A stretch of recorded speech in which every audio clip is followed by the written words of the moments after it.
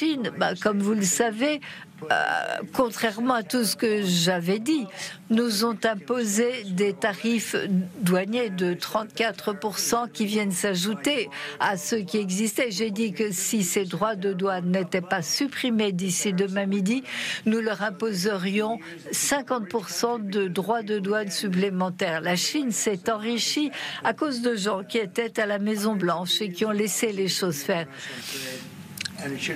Cela nous coûte des centaines de milliards de dollars chaque année. J'ai une excellente relation avec le président Xi. J'espère que cette relation va se maintenir. Mais ils ne peuvent pas se comporter comme cela. Voilà, quand il envoie une vacherie, il commence toujours par dire il est très smart, j'ai une très bonne relation, il est vraiment comme ça, il parle très bien anglais, voilà, exactement. En tout cas, les Chinois sont aussi durs en affaires. D'abord, précisons bien peut-être le verbatim de la menace de Trump, et vous allez voir ensuite la réponse des Chinois.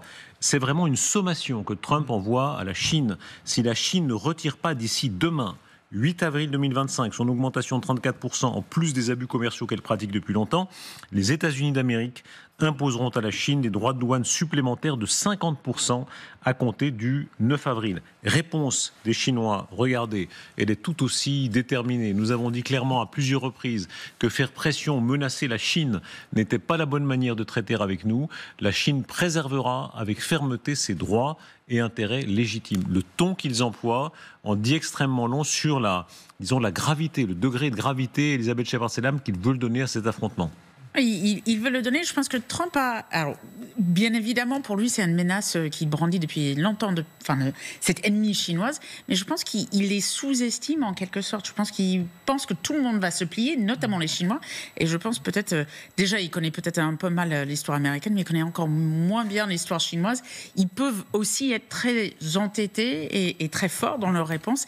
Et je pense peut-être qu'ils s'y attendaient pas, mais bien évidemment, il répond. Il peut y avoir ici, on va dans quelques instants entendre Brandon sur les chiffres, mais il peut y avoir aussi une question d'honneur. Oui, pour les Chinois. Les Chinois estiment aujourd'hui qu'ils ont été suffisamment... Il y a le côté blanc contre jaune, il faut dire les choses. Hein. C'est comme ça que les Chinois le disent souvent. L'honneur ici est froissé. Non, bien sûr. Mais la Chine veut parvenir à une situation d'égalité économique, militaire et en termes d'influence.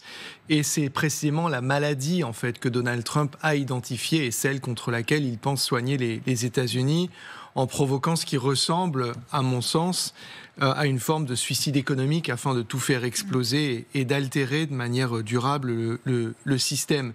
L'immense danger que je vois ici, encore une fois, c'est cette montée des tensions. C'est une sorte de brame où vous avez deux cerfs qui vont s'affronter. Alors c'est ritualisé au début, mais si les bois en fait s'en serrent, il n'y a pas d'arbitre.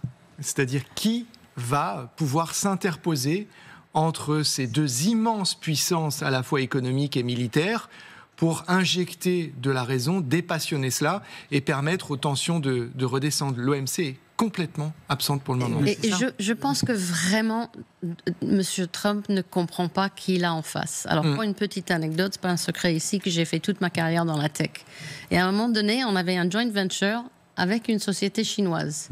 Ils sont venus nous présenter leur plan de 500 ans. Je ne plaisante pas. Aux États-Unis, on a l'habitude de faire un plan à 5 ans, à 10 ans, on essaie de se projeter à l'avenir. Ici, on fait des plans de 500 ans aussi. Nous sommes là pour... un plan de 500 ans.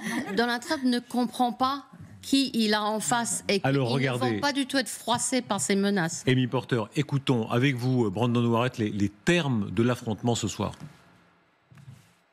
Oui, effectivement, Darius. Alors, regardez ce chiffre important, 104%. Eh bien, c'est la nouvelle menace de Donald Trump à l'encontre de la Chine qui pourrait entrer en vigueur dès ce mercredi 9 avril si Pékin maintient sa riposte sur les barrières douanières imposées aux États-Unis en riposte à celle des Américains, les fameux 34%. C'est le président américain Donald Trump qui l'annonce ce soir sur son réseau Truth Social. Alors, comment on en vient à ces fameux 104%. Eh bien, il suffit d'additionner l'ensemble des menaces de Donald Trump contre les produits chinois depuis son retour au pouvoir au mois de janvier dernier. 20%, c'était le 4 mars. c'est en vigueur. Vous ajoutez à cela les 34% le 2 avril, la semaine dernière, et puis la nouvelle menace de ce soir, 50%. Vous additionnez l'ensemble, eh bien ça fait 104% au total. Alors en plus de ces menaces, Donald Trump qui a déjà mis un terme à l'exemption des droits de douane dont bénéficient les colis de valeur de marchandises inférieures à $800 qui sont importés sur le sol américain et qui frappent donc de plein fouet des géants du e-commerce chinois. C'est les entreprises Chine et Temu, une exception qui a longtemps fait le succès de ces plateformes en ligne qui expédient chaque année des dizaines de milliards de dollars de marchandises. Et pour échapper à la mise en œuvre de droits de douane réciproques entre la Chine et les États-Unis notamment, au cours de la semaine dernière, selon une information ce soir de The Times of India, l'entreprise Apple aurait fait décoller en urgence 5 avions remplis d'iPhone et de produits de la marque depuis l'Inde et la Chine en direction des États-Unis. Merci beaucoup, merci infiniment Brandon de cet éclairage. Voilà, la Chine et les États-Unis prêts à tenir bon l'un et l'autre. Pour l'instant, peut-être, comme vous le dites, Marc, peut-être qu'à la fin, ils céderont l'un ou l'autre, mais pour l'instant, c'est l'affrontement. Oui, et ça, pour le coup, c'est peut-être un tournant historique. Les économistes disent souvent que le 21e siècle a commencé le 11 décembre 2001, le jour où la Chine est entrée dans l'Organisation mondiale du commerce, c'est-à-dire le jour où il y a eu des droits de douane qui étaient marginaux pour l'industrie chinoise.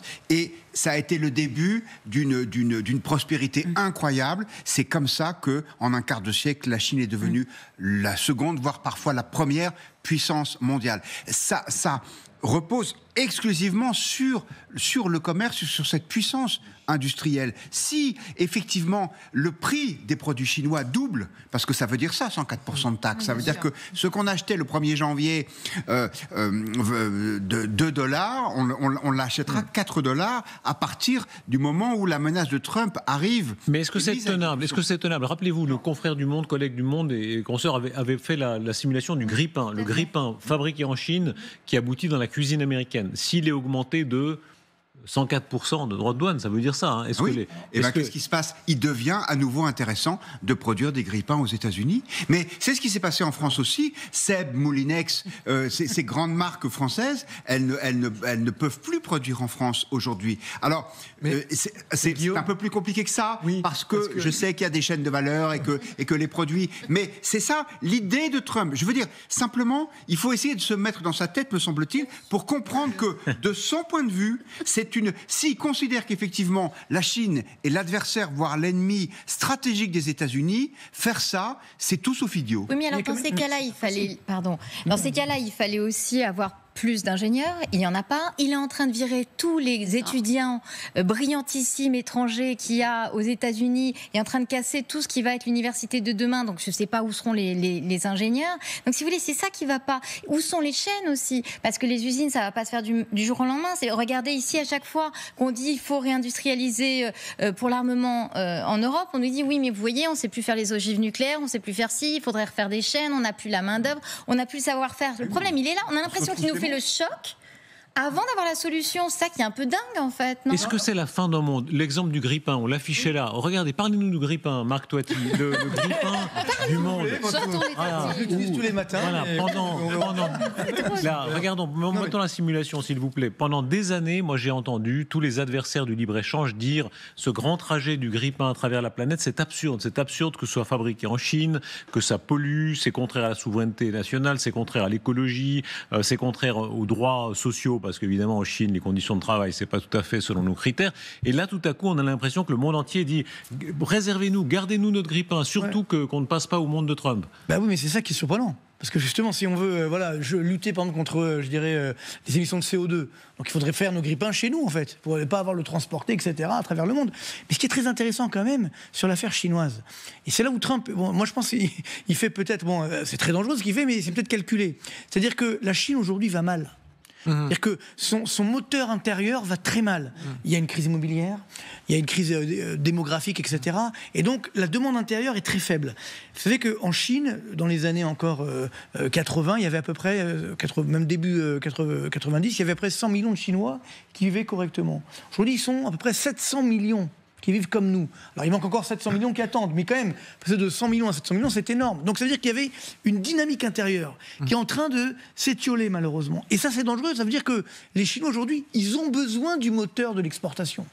Le premier moteur aujourd'hui de la Chine, ça reste les exportations. Soyons clairs, Donc, si la Chine s'enrhume, est-ce que le monde entier tombe malade? Qu'est-ce qui peut se passer? Non, mais surtout sur l'affaire chinoise, il faut bien comprendre que si jamais... et c'est là où l'impact il est pour nous. C'est que qu'est-ce qui se passe? Ça arrive tout massivement chez nous. On parle de l'inflation. On parle d'inflation partout. Vous savez qu'en Chine, aujourd'hui, il y a de la déflation. Les Chinois, en fait, ils sont en train de baisser leurs prix, notamment à l'international, et de nouveau, ils perdent de l'argent. Donc, le prise de risque, pour nous tous, elle est en ce moment colossale, dans cet affrontement Chine-USA. Évidemment. Parce qu'il faudra bien un marché. Plus cher, le consommateur, et on a notamment. 450 millions de consommateurs potentiels, donc si ce n'est pas les États-Unis, c'est chez nous. Deux choses. Marc Toiti a raison et c'est ça qui rend le moment très dangereux. D'abord, la Chine a essayé à envisager de consacrer une grande partie de ses exportations au marché intérieur, c'est-à-dire de finalement faire du de-risking et du decoupling et donc de rapatrier en fait tout ça à l'intérieur. Ça n'a pas fonctionné.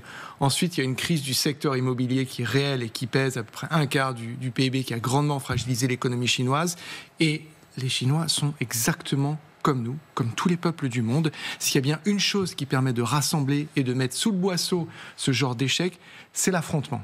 Et quoi de mieux qu'un affrontement avec le grand rival systémique, à savoir les États-Unis. Donc Donald Trump, en réalité, est en train de leur rendre un immense service. C'est-à-dire qu'ils vont pouvoir se concentrer sur ce moment tête-à-tête face aux géants Donald Trump. Regardez, une des courbes les plus fascinantes qui soit, c'est l'évolution du PIB, où on voit que dans nos générations, en quelque sorte, l'affrontement direct entre les Russes et les Chinois, entre les Chinois et les Américains, c'est écrit. C'est l'époque encore dans les années 70, même encore dans les années 80, les deux vieilles puissances historiques européennes, qui étaient le Royaume-Uni et la France, concurrençaient, enfin étaient en compétition tout à fait à peu près équivalente avec les Chinois et les Américains. Et puis, tout ça, c'est fini. Depuis les années 80, petit à petit, l'affrontement décisif, c'est entre les États-Unis et les Chinois. Et beaucoup disent, il n'y a qu'une guerre qui pourra régler ça. Parce que dans la vie des peuples, c'est ce que disait Churchill, tous les grands problèmes de la vie des peuples ne se règlent que par la guerre. Non, moi, je ne crois pas à une guerre militaire, dans le sens de guerre économique, oui, mais peut-être pas guerre militaire, dans la mesure où les Chinois, justement,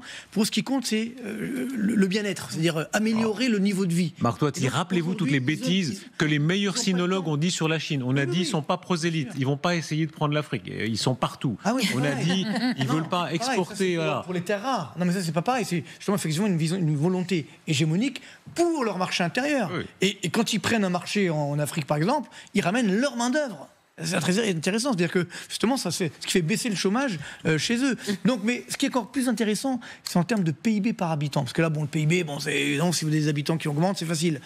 Vous savez que... c'est la puissance. Attendez, c'est la puissance. Là, on a la puissance sous les yeux. PIB par habitant, ça veut dire la richesse par habitant. Et sachez que nous, les Français, encore dans les années 80, on était devant les Américains. C'est-à-dire que on était plus riches que les Américains. Aujourd'hui, les Américains ont regagné des places, ils sont 7e du monde en termes de PIB par habitant. Et nous, les Français, qui étions pourtant 11e dans les années 90, on est 25e. Donc là, encore une fois, une preuve que faire attention à cela. C'est-à-dire qu'on est en train de se déclasser, de décrocher ce que les Américains ont finalement réussi à éviter grâce notamment à l'innovation, à la technologie. Et ce que font également aujourd'hui les Chinois. Donc il y a également un match sur la technologie, parce que tout à l'heure on parlait des GAFAM. Les Chinois, eux, ils ont leur GAFAM. Eux, ils ont leur IA, etc. L'affrontement, le sens de cet affrontement. Votre courbe est extrêmement parlante parce qu'elle illustre ce que je disais il y a quelques minutes, ce que les économistes plutôt disent, c'est-à-dire que le tournant de l'histoire économique, c'est quand la Chine entre dans l'OMC, c'est-à-dire quand la Chine peut exporter librement ses produits sans droit de douane. Et là, qu'est-ce qui se passe ? L'industrie française, l'industrie britannique se trouve totalement laminée, pas l'industrie américaine. Pourquoi ? Parce que eux, ils avaient les Apple, ils ont développé les Amazon, ils ont développé les Google et toutes ces industries de haute technologie. Mais moi, si j'étais Donald Trump, je regarde cette courbe, je me dis, ok, à partir de quand est-ce que les Chinois sont devenus riches ? Quand ils ont pu exporter leurs produits sans droit de douane. Si je veux diminuer le péril chinois, si je veux qu'ils arrêtent de construire un nouveau porte-avions tous les 2 ans, Je ne suis pas sûr de mon chiffre exact. Ils en construisent souvent, ils en construisent beaucoup. Si je veux ça, je fais quoi? Eh ben, j'augmente les droits de douane et comme ça, leur PIB augmentera moins vite. Ça paraît assez cohérent. Là, les bourses en Asie, évidemment. Là, l'épicentre, en quelque sorte, de ce qui est en train de se passer, c'est l'Asie. Regardez les valeurs asiatiques, avec là une chute qui est tout à fait considérable. Je ne sais pas si on peut les afficher, où on va voir à quel point, notamment au Japon, notamment à Hong Kong, il y a des reculs extrêmement importants. On va les voir dans un instant. C'est évidemment là que les choses vont se passer, Gallagher Fenwick. Non, bien sûr, c'est l'un des épicentres, si on peut en avoir plusieurs, de cette crise. Et c'est intéressant de voir Hong Kong moins 13, 22. Là, c'est énorme. Quand on arrive à moins 13, là, les gens qui perdent moins 13... Si ça se prolonge, on est sur un marché effectivement baissier. Et encore une fois, ça a des conséquences dans le monde réel. Ça va générer des tensions sociales très très fortes à terme. Et on sait comment les Chinois ont géré Hong Kong. On va voir comment ils vont gérer ce genre de tensions sociales. Et encore une fois, ça va avoir des répercussions hors des frontières. Regardez déjà dans les annonces de Trump, dès le 2 avril, à quel point c'est l'Asie qu'il visait, en quelque sorte, quand on voit la couleur. La couleur, c'est les pays qui sont le plus durement frappés. Je ne sais pas si on peut afficher la carte, où on comprend bien qu'en réalité, dès le début, le Sud-Est asiatique, le Sud-Est asiatique, le textile, cette espèce d'usine du monde où tant de choses sont produites. Je veux te dire, c'est que pour lui, le match, encore une fois, c'est pas avec l'Europe, c'est États-Unis-Chine, et c'est le match des devises. Est-ce que le dollar peut être un jour remplacé par le yuan? Donc là, il sait très bien que si un jour le yuan prend de l'ampleur, ça sera grâce à l'Asie. Donc il est en train de négocier avec les pays asiatiques en leur disant gardez le dollar dans vos réserves de change, gardez le dollar en tant que monnaie de transaction, et comme ça on garde cette hégémonie du dollar, et ce qui affaiblira évidemment le poids de la Chine. Donc, l'Asie et c'est pourquoi je suis persuadé qu'il y aura des accords, vous verrez, entre les pays asiatiques, y compris l'Inde également, l'Inde c'est très important, et les États-Unis. Ça, c'est un truc un peu compliqué, surtout à 23h16, mais c'est comment on passe d'une guerre commerciale à une guerre monétaire. Mais si on veut la faire simple, surtout que je ne suis pas du tout expert, c'est que...